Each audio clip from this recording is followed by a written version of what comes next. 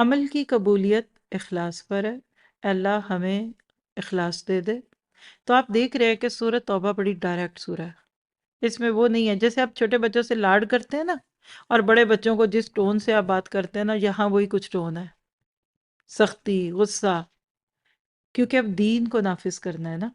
اور نفاذ ایسے آپ دیکھیے کہ آپ کیل لے کر نا دیوار کے ساتھ پیار سے سہلاتے رہے تو اندر جائے گا، ہتھوڑا مارنا پڑتا ہے نا، ٹھیک ٹھیک ٹھیک پھر جاتا ہے۔ تو سورۃ توبہ کا مزاج تبلیغانہ نہیں، حاکمانہ ہے۔ بدر سے تبوک تک منافقین کو بہت سے مواقع دے دیے تھے، اور اب پتہ چلا کہ ان دلوں میں تیل نہیں ہے، تو سختی۔ فیتھ ان ایکشن، بخیلی نہیں کرنی، ایمان والوں کا مذاق نہیں اڑانا، بات جھوٹ اور وعدہ خلافی سے بچنا ہے، استغفار کرتے رہنا ہے۔